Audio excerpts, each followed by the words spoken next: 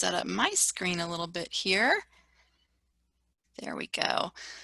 So I also am from Frontline. I am a former trainer and have been with Progress Book for 3 years, Frontline now for 1 year, and I'm part of the client support team. Some of you may know me. I've done a few training sessions with some of the districts at OME-RESA. I'm very happy to be back and to be here with you to talk a little bit about DataMap and see what questions you have about that program. The connection here, we're going to make a connection because Tim's a former teacher, I'm a former teacher. So he was talking about data, he was talking about reports, he was talking about accuracy. DataMap fits right in there with that as far as accuracy and having those reports and the data that you need to manage for your students. So the first thing I actually want to do is ask you some questions. So if you have another screen, or if you can go to your internet browser or maybe use your phone, I'd like you to go to menti.com. That's menti.com. And once you go to menti.com, you're going to put in the code you see on your screen. So if you don't want to do this, you can answer the questions in the chat if you'd like to, or if you just want to sit back and relax, that's fine. But what I thought I'd do is find out a little bit more about how you may or may not be using DataMap at this time. So I'm going to go into actual Menti so you can see what's going to happen here. All right, so you'll see on your screen, menti.com. You'll put in a code and you'll start to answer those questions. Now, I made it disagree and agree, so what you're going to end up doing is just taking a little ball and moving it to the side that you feel most describes you. For instance, if you've never used DataMap, then pop that ball all the way to number 10 so I know that I'm dealing with people who don't even know what this is about. Or maybe you've started to use it as part of just viewing assessment scores. Possibly you have used it only for RIMPs. Or maybe you're started to look at it for graduation points, but you don't really know the difference between graduation points in SIS and graduation points in DataMap.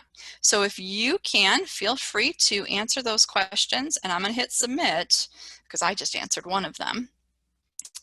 And you will start to see where we are. So I've got some people who are saying, nope, we've never used it. Oh, good, we're kind of in the middle there. Excellent, getting a feel for what's going on. In the middle with graduation points, in the middle with RIMPs. All right, so I don't want to make this you've never seen DataMap before, but I got to get through a couple things to give some of you an indication of what it is. Feel free to keep on answering those because I'll peek back and see where we are. All right.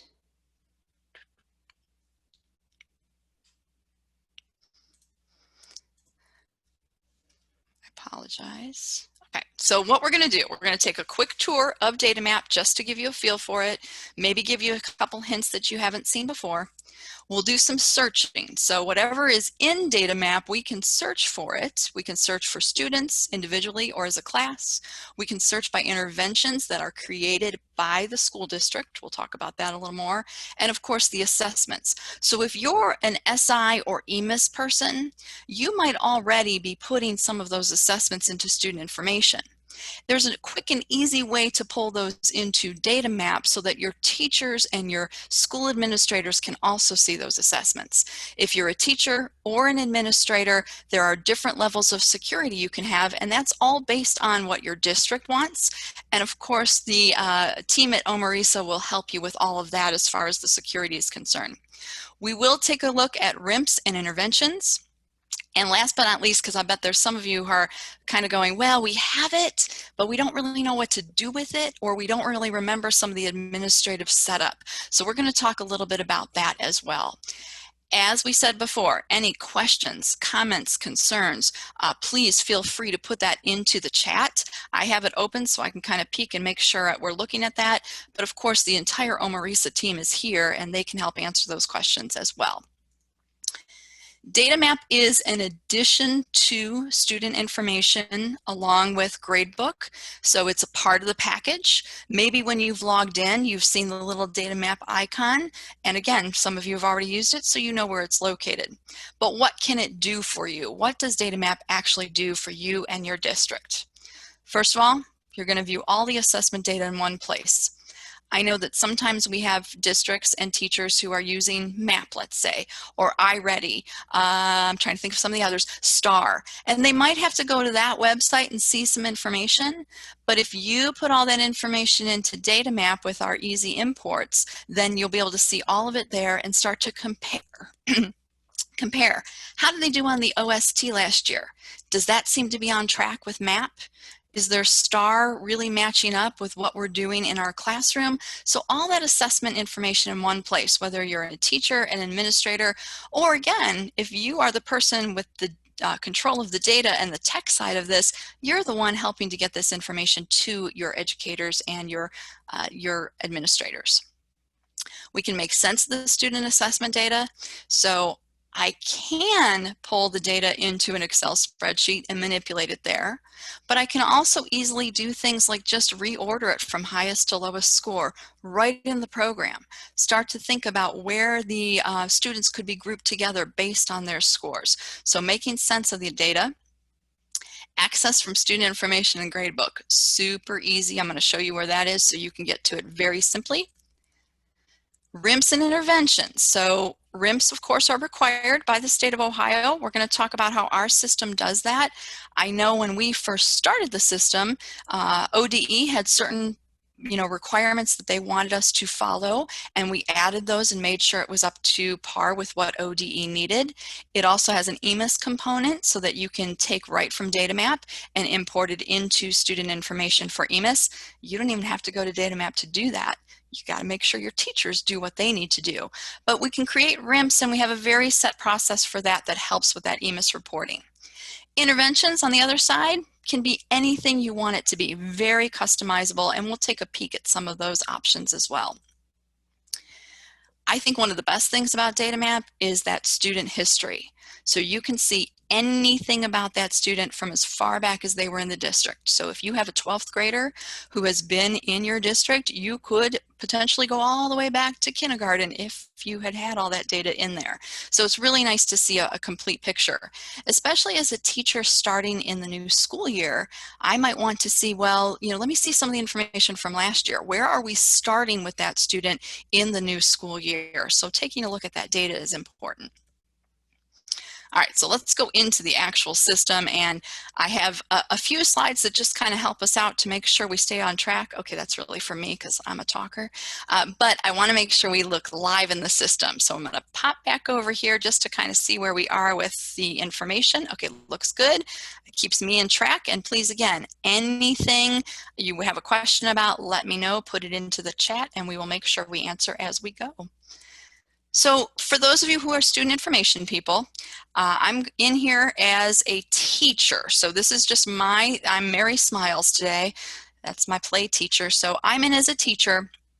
But if I were a SIS person and this is my main job, you all know that you can put a student in context, and there's that I want to menu. On that I want to menu is a option for view student roadmap. And when I click that, it's going to actually take me right into DataMap. So I don't even have to leave here. I don't have to re-log in. It will take me to that student roadmap for Garrett Brown. I'm going to pop over to another environment just to show you. If I'm a teacher and I'm on my class dashboard, I don't have to go to student information to get here. I can click on the little arrow next to the student name, and there's an option for the student roadmap as well that takes me to that student's information in DataMap. Now, having said all of that, of course, you can log in and go right to DataMap from the app switcher as well. So you don't have to travel through the different apps, but they're tightly connected. And one of the ways they're connected is that we do pull the information from SIS live. So if SIS is updating something related to a parent or a contact, you're going to see it here live. Those two things connect to each other. This student roadmap is my first go-to place. And when districts are first implementing this, I say, this is it. This is perfectly what you need for your teachers. There's so much information here that they can look at. If I'm a counselor and I need to check on a student and see the history of that student or what they're doing this year, it's all on the roadmap. So not that I'm going to belabor and read through all of this, but I want you to see that we have a demographics area. If this student has a RIMP, I can click on this yes and go look at that RIMP right within the system. If the student has an IEP or a 504 plan, if you use our Classic or Refresh, you would actually be able to click and see that as well. If you're using another IEP software, then this probably will just say yes, but you won't be able to click to go there. You'd still have to log into that other IEP software. These come from student information. So as you're putting in data into your special services program, whoever's doing that pull into student information for EMIS purposes, that's where this will pull from. So you can, at least as a teacher or a counselor or an administrator, see if that student has documents. We'll scroll down a little bit so you can see a little more. We're going to talk about that intervention and RIMP section a little bit later, but right from this screen, I can add an intervention or I can add a RIMP. So I don't even have to go too far into the system to immediately start to add information about the student. Next area is attendance. Now, you can get attendance information in other parts of Progress Book, but here what I like is that history. And so you'll notice this student really doesn't have much data for this school year. It's 1920. By the way, I'm using a demo system, and it's great because all this data is pretend data, so I'm not showing you anything that you should not see, but it's also kind of sad because not everything works the way I'd like it to work. So I'm in last year's school year, so I know that looks a little odd, but I can still show you the functionality. So we see the attendance here. We can go back and look. You will actually see the hours and unexcused hours for the current way that ODE expects you to keep attendance. That would all be here. And a new feature for those of you who maybe are using it but didn't notice this lovely little graph over here. If I click on that little graph icon, this does change to two graphs. One showing me days absence over the course of the years the student has been here, and then also showing the absence hours, excused and unexcused, for the current school year. So just changing that from a table to a graph is something that you can do within DataMap. You'll see discipline incidences, and for that one, it's pulling directly from SIS. It can only be seen by people who have the security privilege to see that. So some districts who use DataMap say, everybody can see discipline data, we're okay with that. Some districts say, no, we don't really want all of our teachers to see discipline data, we only want certain people to see it. So that's all controlled by the security, and again, we can help you with that if you have questions about it. It doesn't show exactly what the student did wrong, but it will show the outcome and a beginning date and an end date. So you can get a quick view of that discipline incident for that student on this roadmap.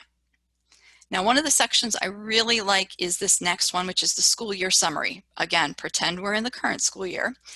We're not, but we're going to pretend. You're going to see the first column is always going to have the most recent OST. So let's say I'm looking at a 10th grader's roadmap. You would see the OST from April or May when they took it the year before. Think of this as the beginning. This student is a third grader, so we are seeing his OST for the third grade reading guarantee for this fall, so October, November date range. This gives me a nice starting point to see where the student is. Everything you see in the middle is up to the district to decide what should be there. This district uses AimsWeb, they use MAP, and they use DRA, and they have STAR, and all of that I can put right here in a quick view. And although we are only in November, we're going to pretend again, you can see that it will put in the scores over the course of the year so you can start to compare or see the trend and take a really good look at this student as you're doing that progress monitoring for throughout the year. So whatever your system or whatever your school district uses for a third-party software, I'm going to share that list with you and tell you how else you can put information in. Now down below, unfortunately I don't have much to show you here, but I want you to see there is a state assessment history area. So if I am looking at a 10th grader and I'm trying to see, are they on track? Let's take a look at their scores for all of their end of course exams. I can go ahead and put in that subject area over here on the right hand side, and I can see that all in one place. Same with data points history. This would be your third party assessments or your district assessments. So what's nice about the student roadmap is it does give you a very complete picture of the student. And if you're a district that says, our students don't really, I'm sorry, our teachers don't really, we don't want them to have access to student information. We only want them to have access to gradebook. Well, here's another option for you to give them a bigger picture of that student over the history that that student has been in the district. So that's your main thing. I'm going to tell you just a brief little story there. Years ago, when I've been here for 3 years. The first year I was here with Progress Book, I had a district say to me, oh, we used to send all of our teachers to the literal records room. They were required at the beginning of the school year to go to the records room, find the files for their students in their class this current school year, and look at all the information in the file. Now that district just uses the student roadmap, make sure that their teachers know how to use it, to look at it, and then they can see the information for their students without having to dig through files, which obviously at the beginning of the year, some people were remote, some people are still remote, and this would be a much better option for that. Now, let me go on to show you something I can't show you live in the system, and that is the future of DataMap. So one thing you'll see if you use the COGAT, and you put those scores into DataMap, on the student roadmap, you will have an area called the Learning Profile Summary. Now, I know not everybody uses COGAT, so what I wanted to show you is how it would look because of the learning profile that COGAT provides. And this is for only one school year. I'm going to show you the crazy graph they created for multiple school years of COGAT scores. And that's this one, which to me, it's a bunch of beautiful colors, and maybe if you're really into graphs, you like to see that. But my point in showing you this is not everyone should use the COGAT, but it is to show you that since we've become a part of Frontline, we now have new tools for our developers to use and implement so that we can give you more data visualization. We will see more of this in the coming releases as we move forward. So just a kind of a little preview, but again, if you use COGAT, this is in the system right now, and you can access that learning profile summary on the student roadmap. All right, so we want to go back into the system, but before we do that, I want you to know that the home screen of DataMap provides us 3 search possibilities. One of those is to search for students. So as a teacher or an administrator or someone dealing with any kind of data, technology, whoever you may be, you can search individually or by class. You can, from the student search screen, add students to an intervention or to a RIMP, so it's almost really easy to decide, I have a class of 3rd graders, they're my students, and when I look at that list, I know who's going to be on a RIMP, so I'm going to add them to a RIMP right from that search screen. Easy as can be, and we'll look at that too. The second type of search is for interventions, and I'm going to be honest with you. A lot of schools that I've worked with across the state of Ohio tend to start off with DataMap, using it for RIMPs, using it for the scores, and they think about interventions as a phase 2. Some districts wait till the following year to implement it. Some districts wait till perhaps the 2nd semester to implement it. But interventions, it's a little more, how do I say this? It's a little more time intense. You need to put some time into it to create it. But once you have that in the system and you start to be consistent with the policies in your district, you can search for students and figure out which students in your class or in a grade or in a building have certain interventions that you need to be aware of, or you need statistics on it. You can also group your students by intervention. So a lot you can do with that search as well. And of course, we also have the assessment search. This is where we have a graph for the OST, really nice information that will help you to look at either, again, class, building, or district-wide, how the district's doing with the OST, and then drilling down to the standards or indicators to help you as an educator or help the district decide what needs to be done to have those students improve their scores. So let's take a look at that in the system. Come over here. And that's all from the home screen, and we do have a hamburger menu up in the upper left-hand corner. I'll go to the home screen, which is typical starting place. I can go ahead and search by just one student name and come up with just that one student. You can see that my name is in context as a teacher, Mary Smiles. If I were an administrator, This would actually be blank so that I could search for the entire district or building, etc. So again, that depends on your security role. I could go ahead and search by a particular class if I want to. I'm going to go ahead and do that and click on Find.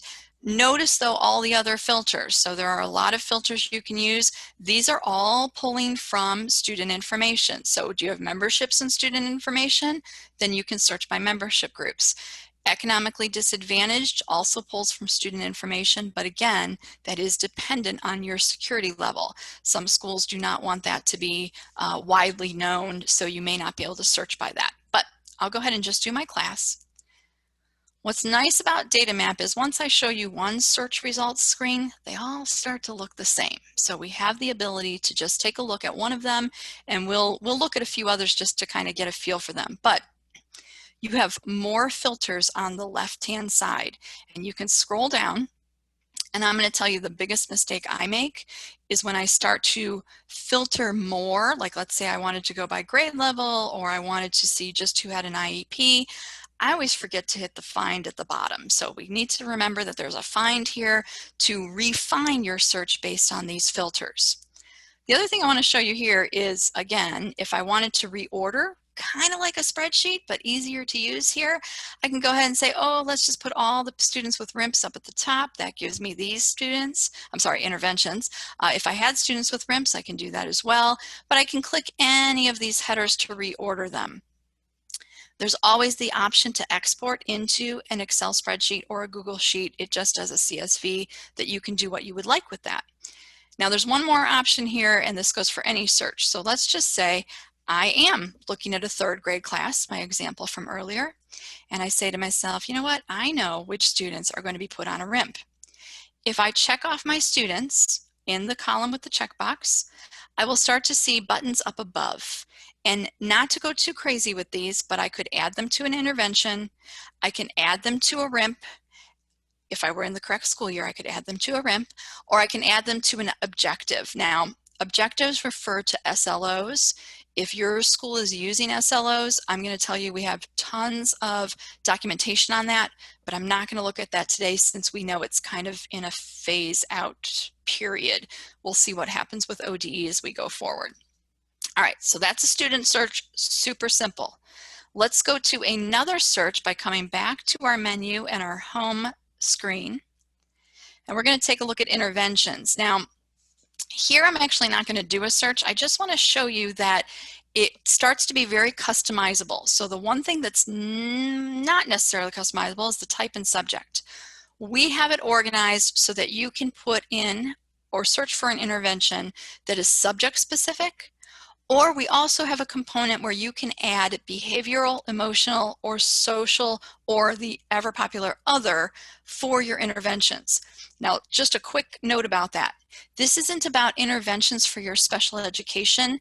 This is more about interventions dealing within the classroom, maybe with your title teachers if students are either pulled out of the classroom or if they have an intervention within the classroom. So think classroom interventions, think perhaps recess interventions or lunchroom interventions, really anything where you're thinking about what kind of supports do you need for these students to be successful. So along the lines of MTSS, maybe RTI, but things that you're going to put into the system.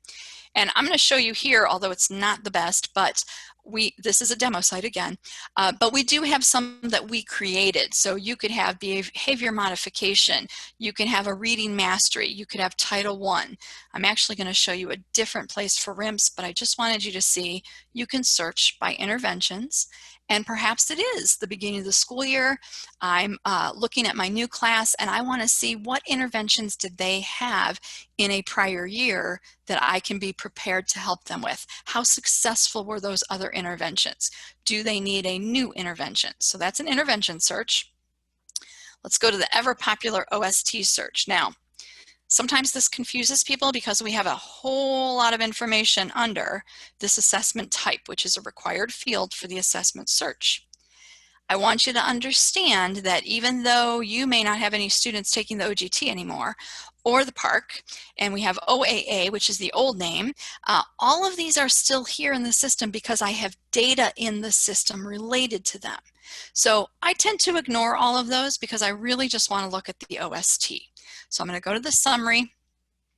Now, I'm going to just search English for right now. I'm going to keep the year that is in context. When you look at the year in context, you can switch to a previous year for this search.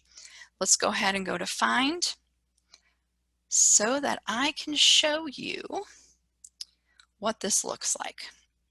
Sorry about that.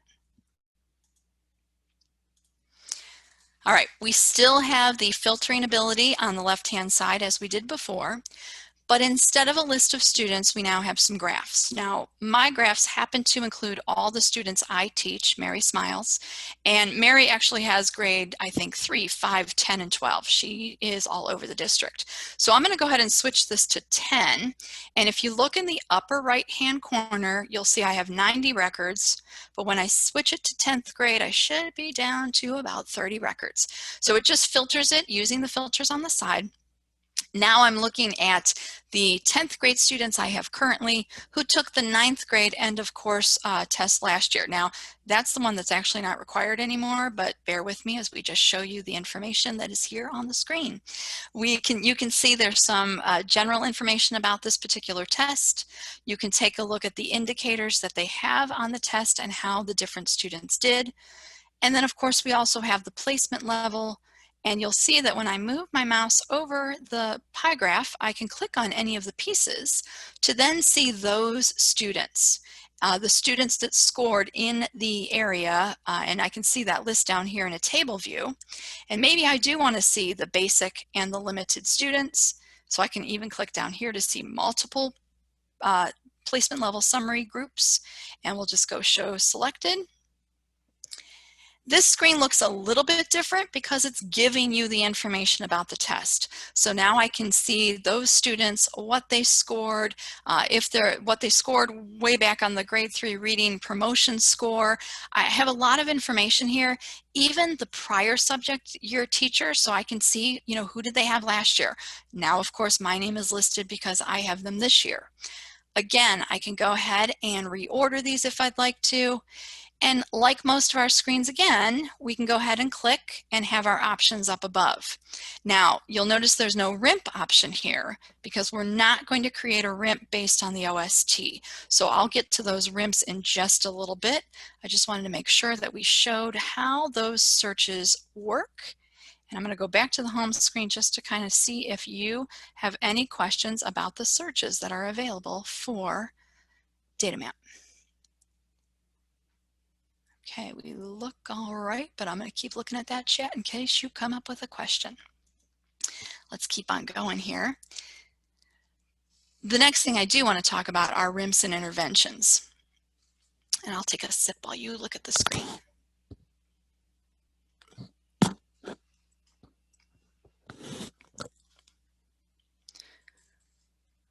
One of the main things you're going to find is that RIMPs, again, are EMIS reportable, and the information you put into DataMap feeds into student information for your EMIS coordinator.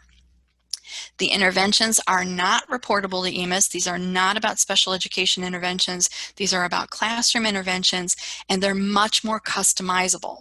So one thing that I have questions about quite often is the idea that well, we want the interventions to work the way the RIMPs work, or we want the RIMPs to work the way the interventions work.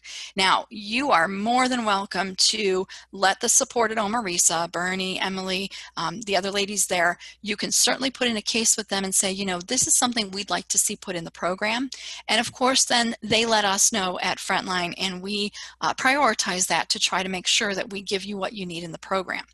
But I just wanted to kind of give you a feel for the difference between RIMPs and interventions, and we're going to run through a couple things here. So let me go back in the system, and I'm going to go to another part of the program, and that is going to be, I'm going to go here and make sure we get everything hit today, multiple measures. Now, I'm not going to be able to show you a whole lot with multiple measures just because, again, I'm in a demo system. But for those of you using the product right now, this is one of my favorite places to go when I am trying to compare OST, STAR, MAP, anything I want to compare, I can do it on one screen. And from this screen, I can also create RIMPs. So I'm going to go through the process that I used to use for my school district where I used to work, and it was this. We would first choose reading, English, and writing all together on the left-hand side as our filter. Because sometimes you have a test that's labeled reading, sometimes you have a test that is labeled English, and that's all on the back end of the administrative work. So we're going to choose all three to make sure we get what we need. I can go ahead and choose my OST, and if I wanted to, I can choose more than one school year based on what's in the program. So you'll only see the years for the tests that you actually have loaded in the program. I'm going to go to our third-party assessment, and for sake of time right now, I'm going to slowly scroll through this just so you can kind of see what we support. So you'll see Ames Web, you'll see Dibbles, you're going to see some Iowa, the iReady, we have the KRA, which pulls from SIS, we've got MAP, which is actually the one I'm going to use, and then you can still look at OELPA, OTELA. If you use, the PSET, the SAT, these are all things, they're STAR, both the new version and the old version. These are all things that we support without you having to do too much work. Now you might say to me, I don't see the one that I like. I don't see the one that we use in our district. There is an option to create a district assessment on the administrative side. So here's an example. I have a lot of schools that use Fontes and Pinnell. I've learned a lot about it over the last 3 years because it's a very popular one that we don't support. But you could make a district assessment that you can load and then still have your Fontes and Pinnell levels so that you can have those on the roadmap as part of your multiple measures. So those are things you can think about and certainly ask questions of OME-RESA or today if you need to ask those questions. A lot of people like this one include course marks. I don't think I'm going to get much out of this today, but this would actually show you the most recent report card score. Kind of nice to compare that to the OST. Let me go ahead and click find so I can get this loaded and we can talk about what happens next. So think of multiple measures as comparing multiple years of the OST with current data of your third-party assessments, whatever those may be. So one thing I'm going to do before I go any further, and actually you can kind of just get a feel for this, and we'll go over to the map section, there it is. I'm going to go ahead and put in grade 3 right now and click find, just to limit my search a little bit. There's some doodads here. There's some little things you might want to check out, like there's a graph option here. There's some header orientation if you want to change the way it looks. But one thing I want to do is look at my map scores, and I might say for my RIMPs, this is how my school did it, and again, I'm not totally up on all the ODE requirements, but let's just use mine. I'm going to reorder their overall RIT reading score for the August test. And let's just pretend that my cutoff is 187 for my RIMPs. I can go ahead and start to check off my students, and then I can add them to a RIMP right here. Now, you can see my little pop-up says I'm really not allowed to do that. So what I'm going to do instead is I'm going to click on a student that already has a RIMP. If I were to click the RIMP button in your system today, it would bring up a screen that would walk me through setting up a RIMP for each of these students. You can mass enter the program codes, you can mass enter the on-track or not on-track status. That's a nice time saver for administrators and for teachers based on the data you see here. So let me go back to Garrett Brown, my student, who's going to show us a little more about RIMPs.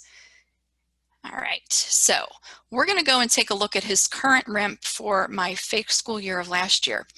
You'll notice that I can view, edit, I can delete, but only because I'm actually an administrator. Your everyday teacher cannot. And then of course I can print. But let's pretend that we are adding this new RIMP for this student. And not to belabor this too much because we have some really good documentation on this. I'm going to show you where that is in a second or two. But you're going to see 4 tabs across the top. You choose in your district, follow your district policies. How much do you need to fill in? So if you're an EMIS coordinator, you might want to suggest that your district uses this specifically for the EMIS flag here for not on track. and also for the program code that you may be requiring, because that is what EMIS is reported to EMIS.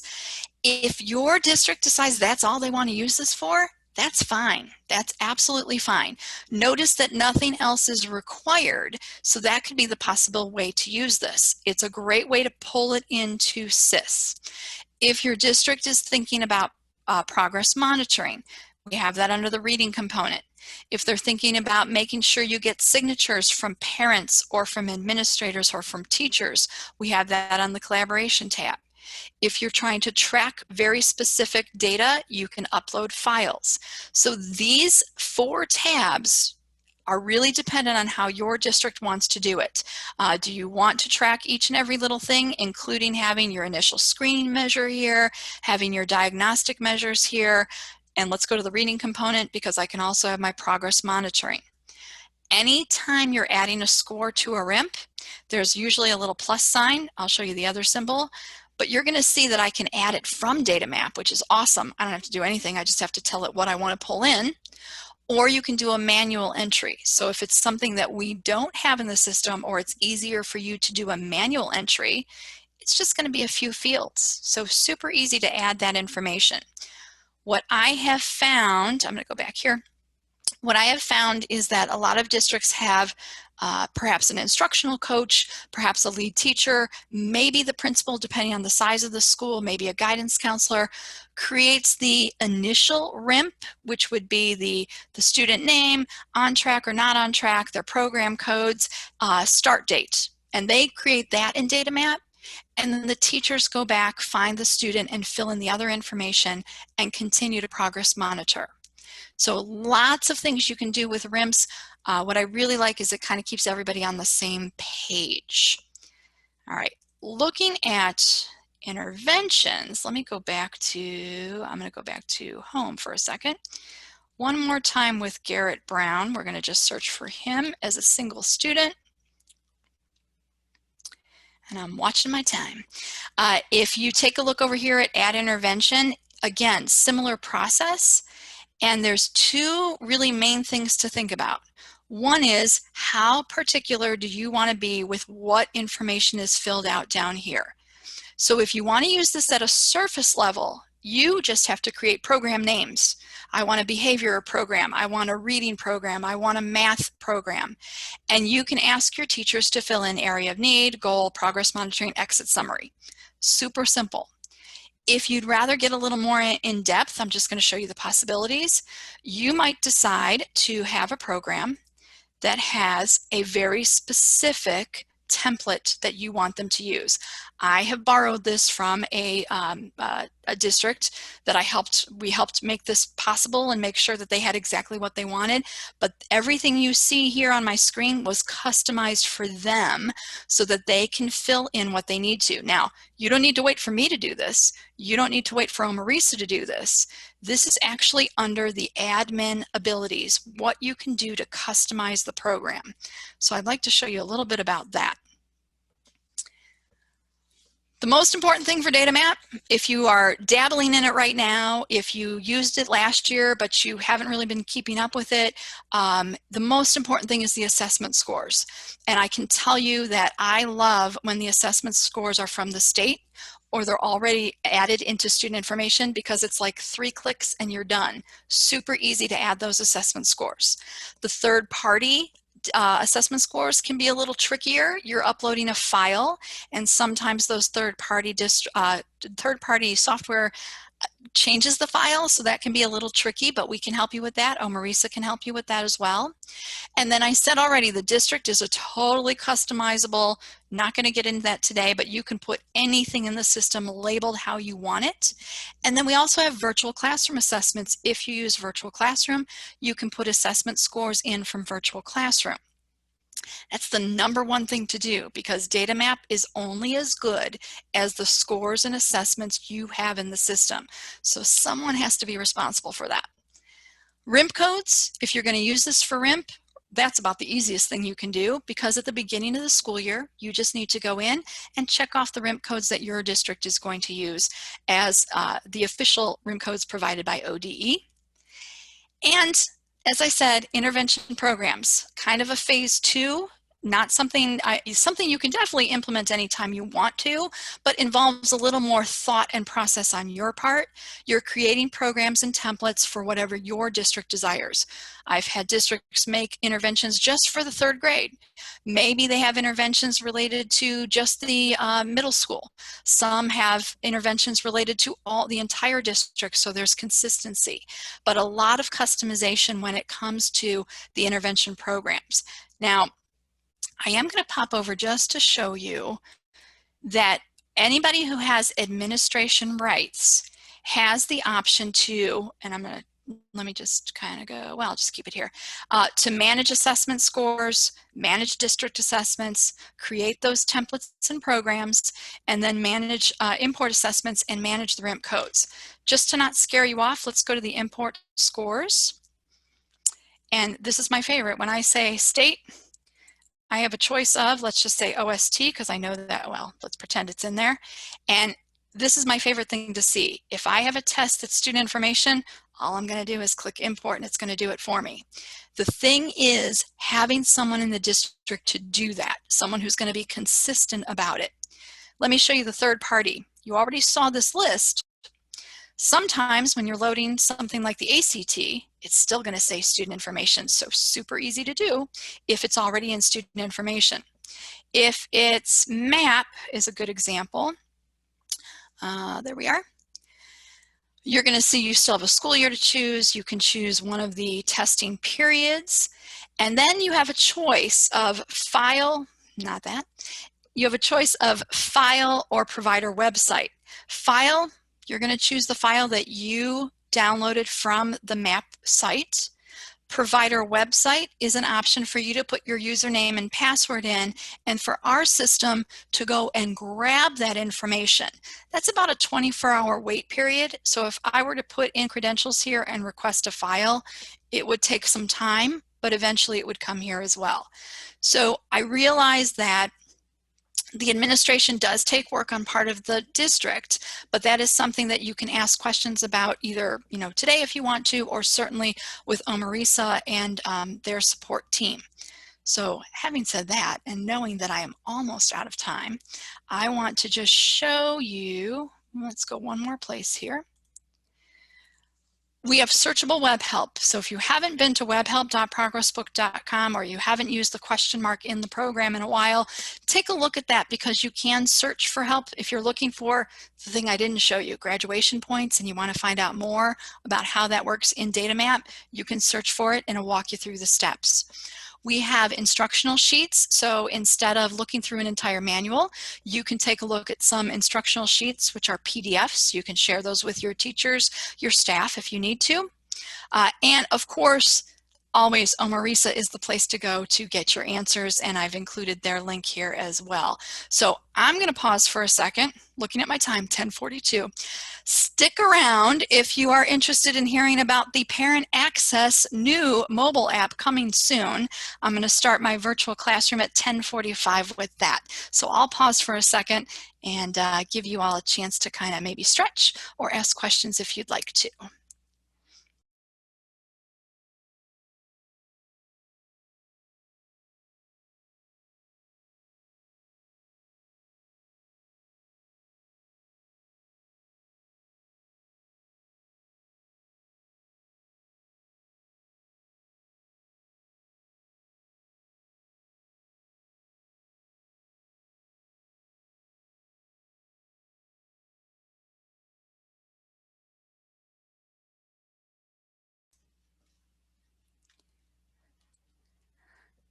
All right, Bernie, can you think of anything else we need to go over with DataMap before we jump into the new mobile app and virtual classroom? If you could maybe take maybe even 5 minutes to, if possible, to pull up the graduation information in DataMap, just in case anyone is on who might be a school counselor or someone who's not familiar with seeing that portion of the data in DataMap. Perfect point. So all I did was come up here to the menu, the hamburger menu, there's an option for graduation points. Now, I'm still only looking in as Mary Smiles, but if you are a counselor, you can either look at a particular teacher's students, you can look at a building, you can have the entire district come up. Now, the main difference between this and student information is the source of truth, number one, and it is usually one student at a time.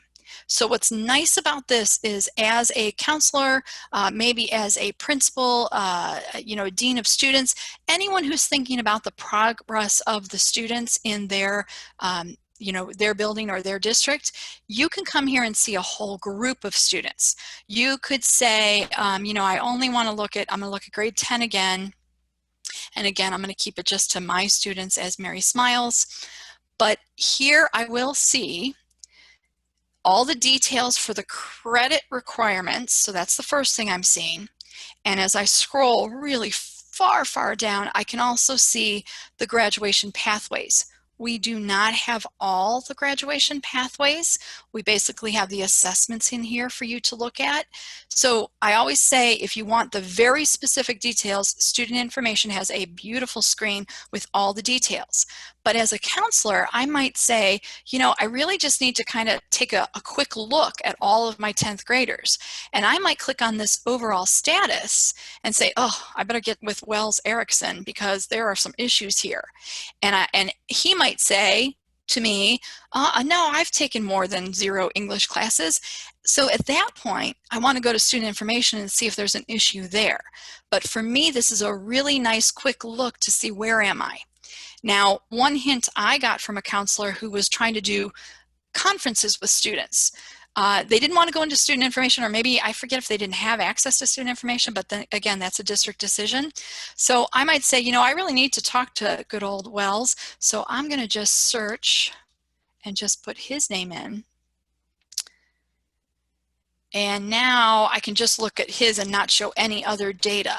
But what's really the best thing about this is being able to look at all of the students in one place, knowing though that I may need to look at student information.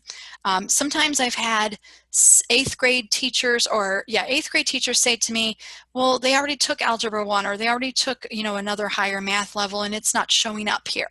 That's a situation where you do need to go to student information and make sure it's accurate there. But it is pulling directly from student information. So again, I'd never say, oh, this is completely wrong. You want to look at student information first, because that's where it's pulling from. We're not adding data here, it's pulling from student information. Nice to see a whole group of students. All right. Any other questions or thoughts about DataMap? Susan, this is Chris. Yeah. Hi, Chris. I just have a question. So within DataMap, are there reports or like an export? So good question. All the, let's call them reports, are part of your search results screen. Anytime you see this little symbol up in the corner, you can export it to either to a CSV, which you can pull into Google Sheets or into Excel. So the reports are really the search screens. Even if I were to, so let's do RIMS for a second. Let's go back here to RIMS. I'm going to see what comes up in my 1920 school year. All right, so right now, these are my students who have a RIMP in the system. And this is something, especially if you're a student information person, you can come here and just see, okay, let's take a look at everybody who has a RIMP. Do they all have their program codes listed? Okay, that's good. Do they all have their on track or not on track listed? Great, that's wonderful. Now I can look here. I can certainly export this if I want to, if I need to.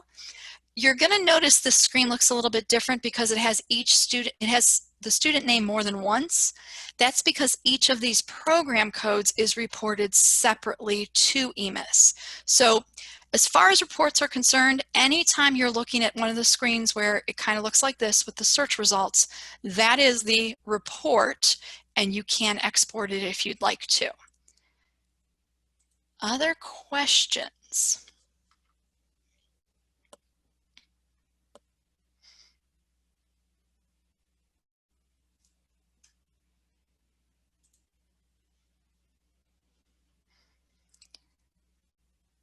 All right. We look okay with that. I'm going to actually just switch gears a little bit here. Let me refresh this one so I can see that is working. And we're going to switch to our next topic. Now, I'm here with you through lunch, you lucky people. So next up is the Parent Access new mobile app that's coming soon. I'm going to give you some details about that. This is actually the first time that I will be talking about it to districts, so that's kind of exciting for me. Let me just sign in here. Okay. I'm just going to say it. It's about time. It's about time. So if you've been one of those people or one of those districts that has put the Parent Access website on your phone, and it tends to be a little bit problematic because you might be, have to put in your password and all of those things, and sometimes we update it and you have to reload it, craziness. So now we finally have a new mobile app that's coming soon. Let me tell you a little bit about it as far as what you might want to know. One thing is, if at first, for right now, it's just going to be for your families and your students. They will be able to use their existing login credentials. That would include the Google single sign-on if that's the way your students log in, or it will include whatever they've used. They use the registration key, they have their ID, they have their password. They're going to use those same things, so it's not going to have to be re-registered. All of that's going to work when this is available. It will be for iOS and Android, and we're looking at second semester, so not before the holidays. Look at it for after the holiday break, and OME-RESA will be the one to communicate to you when this is available to you in your app store. So keep up with them. They're going to give you all the information as we get closer to releasing this for everyone. It's going to be very intuitive, very much like any other app you probably use. You're going to tap, you're going to swipe, you'll be able to see assignments, grades, and more, whether you are a student or your parents, for your students and your parents. And it's also going to seem very familiar because it still uses the same words we've used with Parent Access, with the student portal, the same ideas, the same paths to follow through to get to your grades. Now, although I cannot show it to you live because I have not been given permission to see it live yet, I'm going to show you some screenshots so you can just see how interesting and how nice this is going to look. So first of all, there's a dashboard, just like we have a dashboard in the current web version. And that dashboard has a screen for grades like you see here. I'm going to point out that there's a little gray arrow right here, and that would be for your parents who have more than one child. They'll be able to switch between their students in the system that they are connected to. Again, they still have to make sure that they're connected to them through the way we always have done it in the past. So you're going to see an area for grades. You're going to notice there's a homework column. So the green is 2 upcoming homework assignments. The red little item here means that one is late. So it gives that student a really quick, or parent, a really quick look at what's coming up or what is late. The next option is the news option, and all of this is pulling directly from Parent Access administration. So if you use news for your district, or maybe you used it 6 or 7 or 8 or 10 years ago, and now you might want to revisit it because it'll flow into the app. So you can have news information for them, little announcements. You can have documents that are attached so that they can open it up right on their phone. You can have things like your link to your student handbook. So all kinds of things you can use the news section for, still through the web application that the district administrator would be setting up. And then there's going to be an attendance area as well, so that at a glance, a parent or a student can see if they're unexcused or excused. There's actually, since I took these screenshots, there's actually a calendar that gives you a quick overview as opposed to just this list, but at least you can get a feel for some of the items that will be there. For the class itself, if I'm on my dashboard and I click on that gray arrow to the right of algebra, to the right of that A-, I will get to another set of screens that deal with the class. So one would be the assignments. There's a missing assignment, there's my due, there are 2 that are due. Sorry, all the dates are incorrect. This was still just play data that we were looking at. And you can kind of get a feel for what that is, along with more information if you tap the arrow to the right to continue to drill down into those assignments. We also have class information. Your teachers can put class information in right now for parent access for the portal that their students see. So if you're thinking about this for next semester, if you want your teachers to start thinking about how they might use it, they can start to prepare now by using the web application, and it will feed right into this mobile app. And we also have an area for resources, so they can also link their resources and have everything at their students' fingertips. So that was just a quick little preview of that. I just want you to know that it is not available yet, and when it will be available is a time that OME-RESA will announce it to you, so stay tuned to them. They will give you all the information you need to know about that mobile app, and we will have some documentation as far as, you know, how to set it up, although that's already really going to be very simple, and how to use it. So we will share that with OME-RESA so they can share that with you. Let me just pause for a second or two while we get ready for virtual classroom.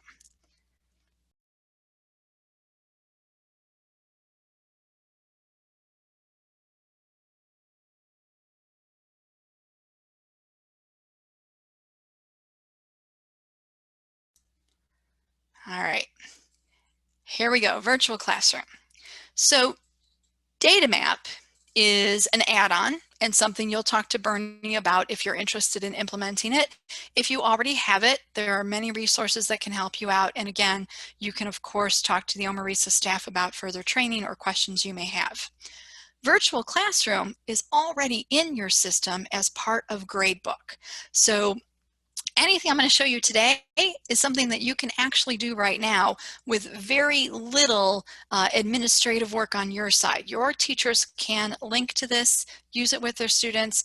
Your students need to have a login for Progress Book. So if they're already looking at their grades, if they're already accessing assignments from there to see what's coming up, they will also have access to use Virtual Classroom once your teachers start to put assignments in it. Now, I'm going to just kind of, let me skip here for a second. And what we're going to do for the sake of time is not go there. Let's go somewhere else. All right. Okay, so what I'm going to show you today is what the students see so you can get a feel for how that works. We're going to show the teacher side, how you actually get to create the content. And then I'm going to just talk briefly about some additional features. So the thing about Virtual Classroom is we still have those same kinds of resources. We have web help with all kinds of short YouTube videos, as well as some instructional sheets. And we also have that searchable content for you to use. Now, some of you may already be using Virtual Classroom with Jefferson County ESC content.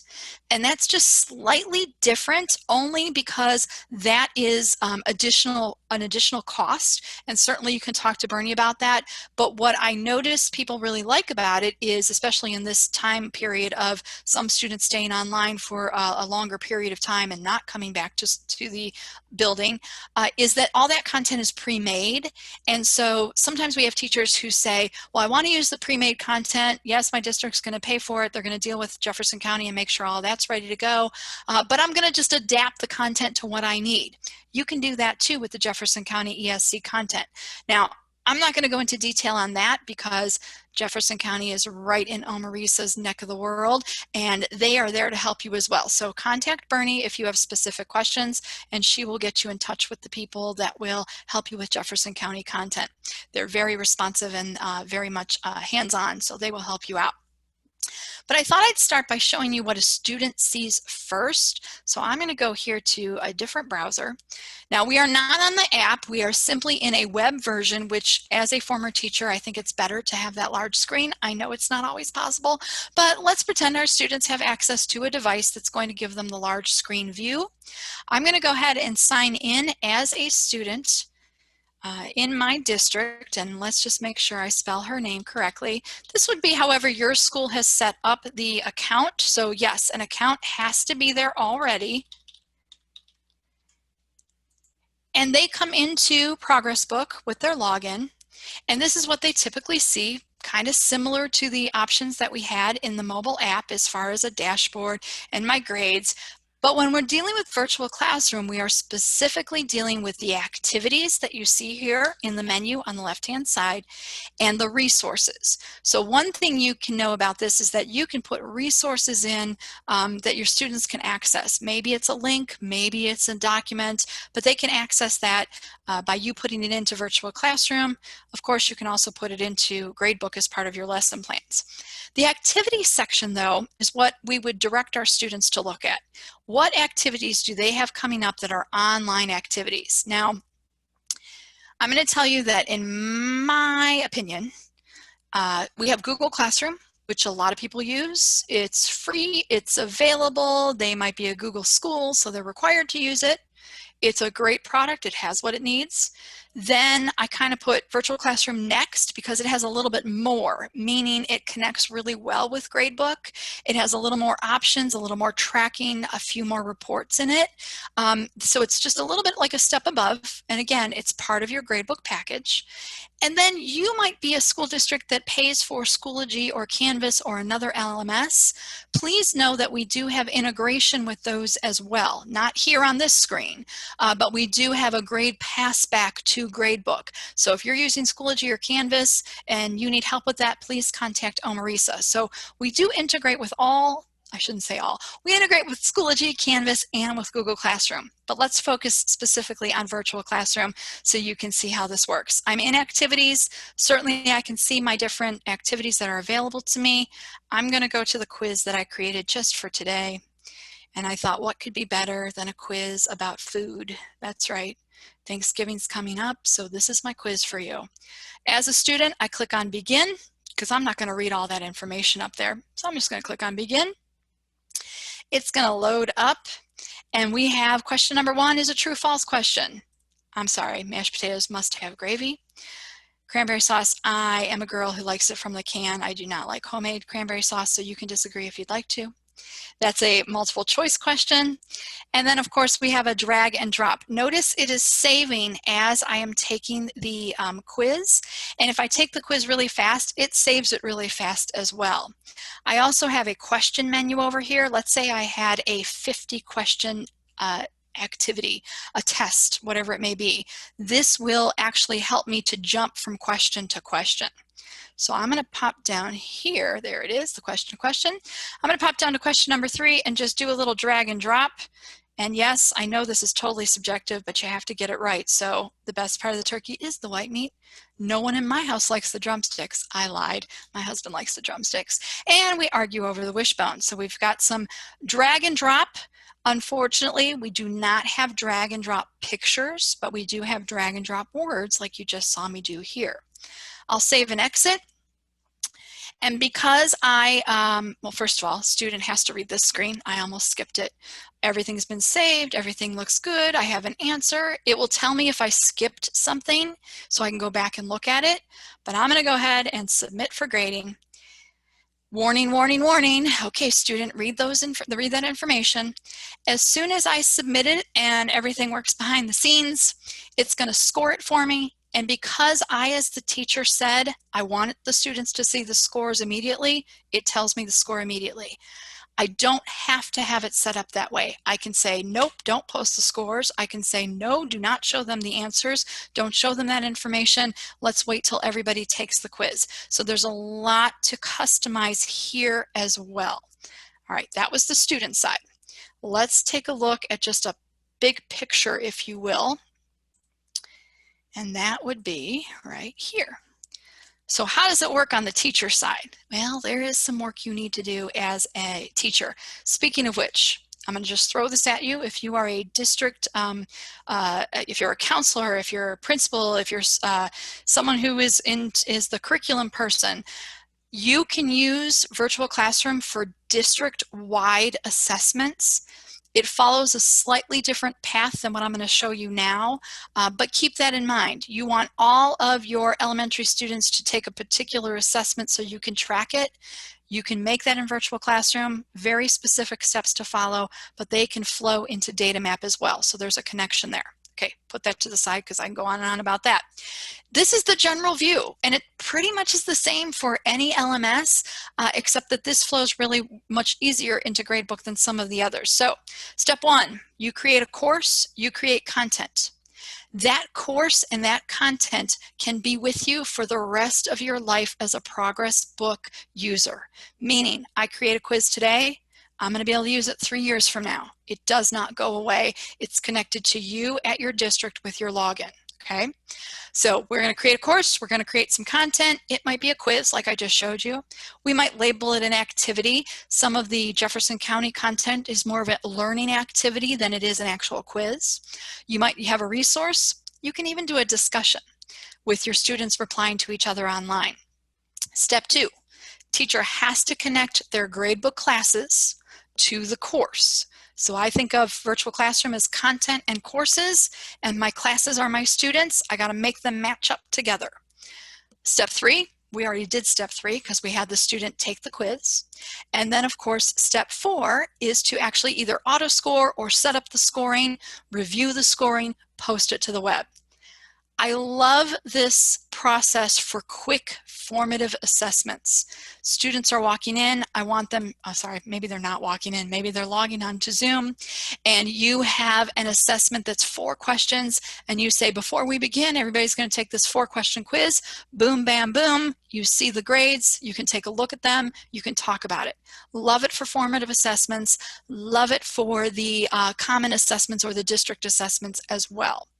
Now, let me go back in to show you the teacher side. We are going to go here. And I'm probably going to have to refresh just to make sure I'm still connected. I'm sure that this screen looks familiar to you because it is the screen that most teachers see, the teacher homepage. Whether you're a counselor or a principal, you will probably have somewhere on your gradebook dashboard this area called online learning. I can get to it right here. I can get to it from my class dashboard. Now I'm going to point out one more thing on this screen as soon as I get to my class dashboard. And that is, come now, little dashboard. I don't know if you noticed, but I had a little, oh, there it is. I have my little red dot up here for notifications. This is totally a sidebar. If you are interested in notifications, some of those are things like custody alerts, medical alerts coming from SIS, and then this one happens to be about a student submitting a score. So I can see that Whitney Banks just submitted a quiz. I can see other students who have recently submitted quizzes. Now, that's a whole nother training on notifications and subscriptions, but it is something that you can talk to OME-RESA about or look at our handy dandy help with the question mark to find out more. We even have some videos on that one too. So you saw that up there. I just wanted you to see. We were going to go to the dashboard, and we will in just a moment, but I also wanted you to see that anytime you have an assignment that relates to, or came from virtual classroom, you're going to have some light blue symbols here. This one tells me that it's a quiz, and I can click here to go right to the quiz. This one tells me that it was a common assessment. I could click there and go to virtual classroom and see that information. For those of you who are using Google Classroom, you can also set up Gradebook to show which assignments are Google Classroom assignments. So I have that symbol here just to show that to you as well. But you want to see what a teacher does in virtual classroom. Now, I'm going to be honest with you. I could probably talk about 2 hours about this screen, but you don't want that because everybody wants to go to lunch at 11:30. I'm very aware of the time. We're good to go. I don't want to show you everything, but I want to kind of give you a feel for this. To me, this has a feel of Google Classroom because I have my different classes, but really they're called courses here on the screen. But the main difference is this. Let's say I teach an English 9 class, okay? My first period is English 9. I teach them reading, I teach them writing, I have vocabulary, I have all kinds of things that I teach them in that English class. I can create activities under language arts, in this area, I can create activities under literature, and I can still assign them to that same English 9 course. So the main difference between a Google Classroom dashboard and this one is that this is all about my content. It is not about my classes until I make that connection. This screen is the one that will not go away from year to year. If you have your same login, if you are at your same district, you will continue to see the activities that you put into virtual classroom. All right, so to save time, well, let me remind you, you can add a course by adding a new one or importing a course, which is that Jefferson County content or district courses. Not going to talk about that yet. OME-RESA demo is where I am today. I'm going to go ahead and just click on it so you can see this is the course screen. And I have quite a few tabs up here. One of the tabs that's really important is that Classes tab. So I'm going to go there first. You need to make sure that you connect whatever content you're going to be making to the classes that are attached to you in Gradebook. So maybe I also want this one to be for my American Lit class. Maybe I want it for my reading class.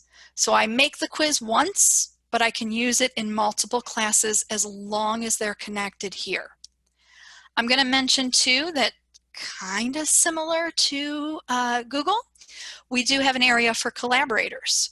So I am the owner, but I could add another teacher or an intervention specialist, or perhaps my, my classroom aide.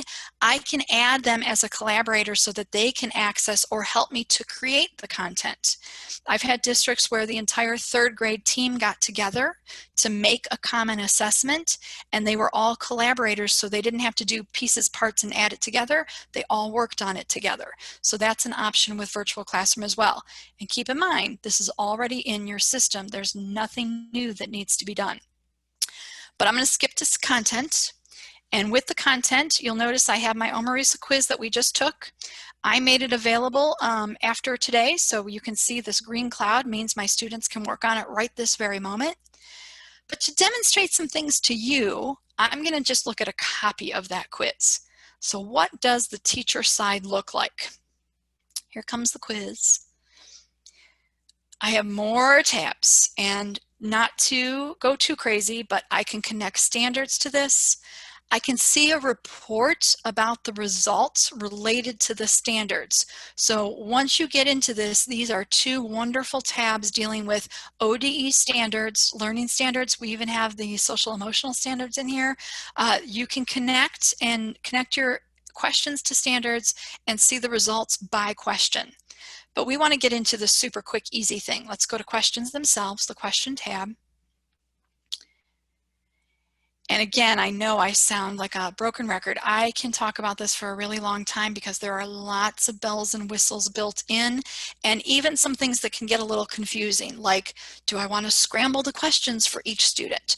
Do I want to scramble the multiple choice options for each student?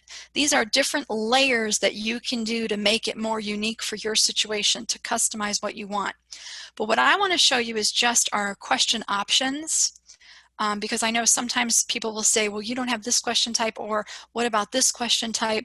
So you can see our list here. I'm going to click on the information area. And not that you need to read through this because it's pretty standard, but I'm just going to hit some highlights for you. We have the fill in the blank where a student can type in it, and you can have multiple answer possibilities. So for instance, they have to type in the word education, but you'll accept a misspelling. Well, you can still use auto score if you type in all the misspellings you'd like. Seems a little bit cumbersome to me, but it's a possibility. We looked at the drag and drop already. Matching is something I didn't show you. Depending on how long the matching answers are, sometimes it's just a straight, like 2 columns. Sometimes it's a drop-down list at the top, but you can match different options. Essay is a bit of a misnomer, especially because I'm a former English teacher. I could assign an essay question and literally have them type an entire essay in here, a 5-paragraph essay or whatever it is. don't think that's the best way to use this. I'd like you to think about essay as a extended response. So I need a sentence. I need a couple sentences. I might need a diagram, which the students can actually do with our rich text editing if you allow them to do that. I need a picture. I need something. Anything that doesn't match any of the other options you see here, choose essay. It's a good catch-all, but it's not auto-graded, of course, because it's going to be a subjective answer. And then the math question, let me see, let me actually do a math question for you here. It was a little slow when I was testing it this morning on this demo site, but we're going to see what happens. A math problem question will allow you to use the math editor, and I'm just going to click on it so you can see it. I am not a math person, but I'm sure those of you who are math people can see all the lovely little symbols and items down here. There's even a help, because I'm going to tell you this is actually an add-on that we include with it. So it's not something you're adding on. It's something that's here that is an outside product that we put into the product for you. So yes, you can do math questions here as well, which can sometimes be tricky with other LMSs. I'm going to go ahead and cancel that. And just kind of tell you, you can also divide things by section. So maybe I have a true and false section. I have another section that's short answer if I'm making a longer test.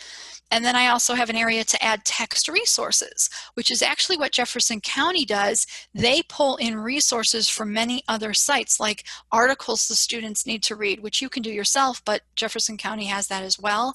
And you can have all of that information pulled in and used in your activities. So keeping in mind that there's a lot of options here, I kind of want to go to a couple other places. So one thing I want to show you is that, yes, you can actually preview. So I know I'm kind of picky this way. I type a question in, and then I want to see, well, what's it going to look like for my students? So I can actually look at a preview that's going to tell me it really is just a preview, and it's going to show me what it looks like, and I can go, ooh, I made a typo there, or ooh, I don't really like the way that looks, and I can go back in and change that and keep looking at the preview if I want to. The other tab you see up here is grading.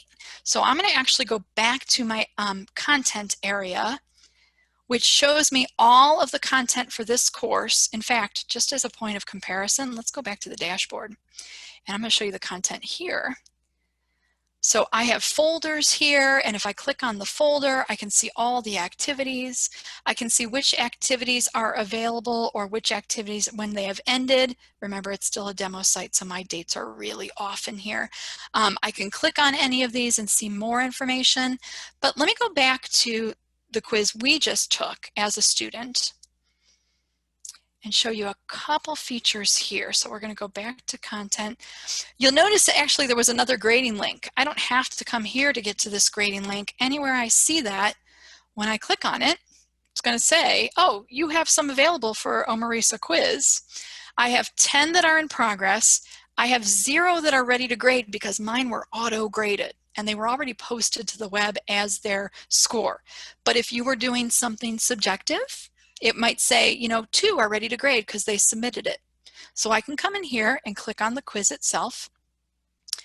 I get a lovely list of my students in a rather interesting order. And that order is alphabetical, but it puts the students who have already been scored down here at the bottom. And I can quickly look. Notice how fast I was when I took the quiz. Let's say they are taking a longer test. You will see the hours and the minutes that they had seat time. And by that we mean activity. So yeah, they might be paused for a really long time and walk away. So it could be a misaligned time, but it will give you an idea of how long the student took in that particular activity that you assigned to them. So if I go to one of the links of the student name, so let's go to, I'm going to go to one of my students who didn't do so well, Bo Chapman.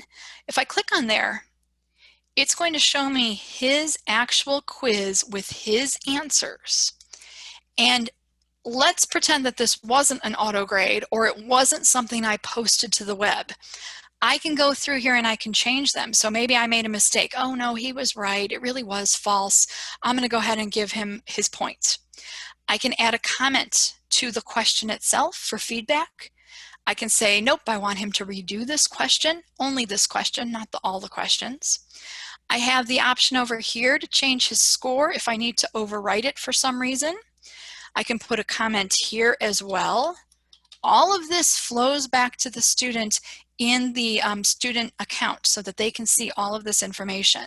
I can say it was late, I can mark it as quiz for redo, I can show all answer keys.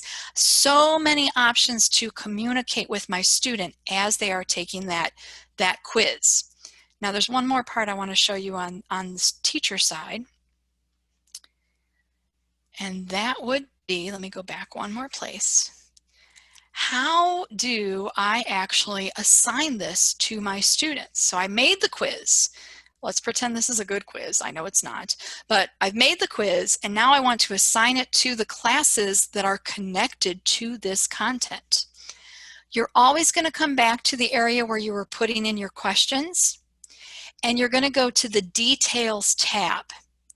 So again, there are many other options here as far as like putting in instructions or using the rich text feature where I can actually put in things like videos or even source code. Crazy stuff that I can do here if I really get fancy. Connect to videos. Again, that math editor if I want to. Lots of items here, but what I really want to do is add the assignment. And I'm going to be honest, to me, this is not in the most logical place. But if you're using Virtual Classroom, when you're ready, you're going to come to the Details tab and you're going to go to the Add Assignment. And I have an option of adding it to only one class at a time or all classes.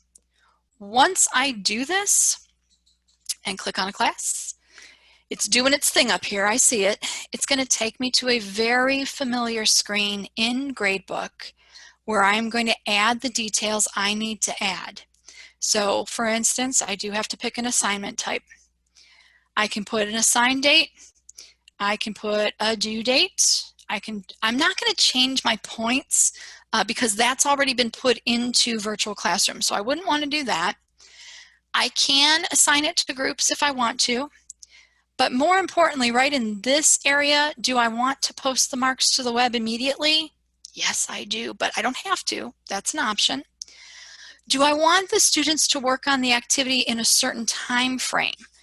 I have teachers who use this time for the period they're teaching the class. So that first period class, they might be working on it from 7:40 to 8:25 and then it's done. I don't get that particular. Some people like to leave it open-ended, very customizable depending on what you want to do. Do I want to preview before posting? I'm going to tell you that I'm kind of a control freak, so I do like to preview before posting. I'd rather have the preview so that I can check what's going on before I post the marks to the web, or I can just post it right to the web if I want to. Allow students to see their answers, allow them to see their answers, allow them to see the correct answers. So many options here based on how the teacher wants to use this product. Scramble the questions. Remember I said there's a whole lot about scrambling. I'm not even going to read that to you. It's craziness, but it's cool. You can scramble the questions here. It won't scramble within the section. That's another place you can scramble. Third-party documents. I want them to add a Google Drive or a Microsoft OneDrive. Publish immediately means as soon as I hit save, my students will be able to see it. I can say I want them to see it, but I don't want them to start working on it to a different time. So many layers of when are you going to post it? When are they going to work on it? When are you going to close the activity? When are you going to let them see their answers? Are you going to let them see the correct answers? So many bits and pieces that you get to choose. I'm going to go ahead and click save. Once I click save, it's going to do the same thing it always does. It gives me an area for my marks. And if I am grading in Virtual Classroom, I'm not actually going to be grading here. Okay, so I don't need to grade. There it goes. I'm not going to be putting grades in here because they're going to pull from Virtual Classroom from that screen I showed you where I'm either entering the grades or the auto grading kicking in and letting it go forward. All right, I'm going to pause for a second, and what I want to tell you is what are some of the pitfalls you might run into? So one of the pitfalls is that if you post a quiz and your students begin to work on it, like the one we were doing, this OME-RESA quiz that students have already taken, if I come in here and start to look at the questions, maybe my student says, Mrs. Martin, you have a typo on such and such question, and I get a little panicky and I go, oh, I better go fix that, I better go fix that. This is a hard thing to get used to. This message right here. Assignments have been published for this quiz. Addition, removal, or exclusion of questions will not be reflected on existing published assignments. I'm going to take that a step further and tell you, the system gets a little crabby if you try to correct something or fix something when the students are actually taking the quiz. So suck it up, Buttercup. I had to say to myself, it's okay if they found a typo. I will live with that, and I'll correct it for the next time that I assign it to my students. So just kind of keep that in mind with the systems talking to each other and the students logging in and trying to take that quiz. Make it, let it go, fix the next one. The other thing with Jefferson County content, sometimes they make changes, and they will let you know this. If you purchase the product, they will let you know this, and they will ask you to republish, and they'll walk you through those steps. But I just want you to know it is a matter of timing. When you're fixing or changing something, when you assign it to the student, be very careful with that. All right. That was a lot of information. I'm going to just pause. No, I'm not. You thought I was going to pause and stop talking, didn't you? I do want to remind you again, so much information. In fact, I think we have better videos for virtual classroom than we do for DataMap. But if you go to that web, help.progressbook.com, there's a whole bunch of videos listed under the training section, and there are instructional sheets there as well. And I know that our social media coordinator tends to post some things about virtual classroom and gradebook on our Twitter and our YouTube channel, so you may want to take a look at that. Again, this is nothing that you need to worry about from a administrative point of view, but if you do have questions, of course, contact OME-RESA, and there's wonderful support staff to help you out. And I will stop with 4 minutes to spare to see if there's anything else I need to show you. I know that was a lot, but let me know if there's something else you need to see, or if you'd like me to show you something else.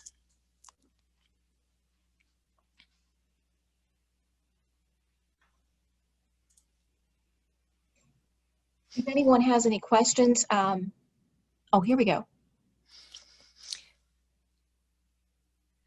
There are some reports for virtual classroom on the principal homepage, and I believe on, I'm not sure about the counselor homepage, but there are some about that. And you as an administrator do have the ability to look at your teachers' virtual classrooms, their content. Just be careful with that. You know how we have that help a teacher part where we can go in and help a teacher in gradebook and see their gradebook that way? I don't know if you have that permission or not. It doesn't quite work the same way with virtual classroom. So there's another gotcha. If you're looking at your teacher's virtual classroom screen, don't make changes there. That's only going to be through their content. But yes, there are some reports that deal with some of the standards and some of the information. Good question.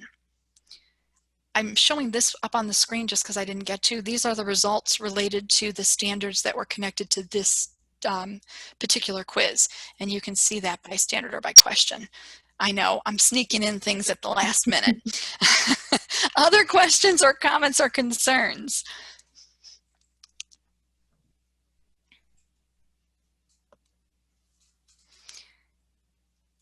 Now I'm going to say one more thing, and that is simply that on the side, I am a Google certified trainer. So if you haven't looked at Google Classroom Sync, OME-RESA has it set up for you. That is another option. We have great documentation on that, and you can sync with Google Classroom as well. I know that's a lot of options for people, but I also understand that every district is doing things a little bit differently, so just keep that in mind too. I want to say lunch, but I'm still here. So anybody has any questions, please let us know. I'm going to also pop up just to make sure. Okay, so remember, you got a whole afternoon going on here too, right, Bernie? Yes, and if anyone is interested in getting more information about any of the presentations that you've seen this morning, please let me know. Just email me directly at bernie.gravitz@OME-RESA.net, and I'll get back with you and we can set up something, we can arrange something for you to get more information. Or if you want other people in your district to get more information about the products, we can set that up as well. So again, we're still here if anyone has any questions. If not, we'll break for lunch from 11:30 to noon. And then at noon, we'll start back with same goal. Okay, thank you very much, Susan. Once again, a wonderful presentation.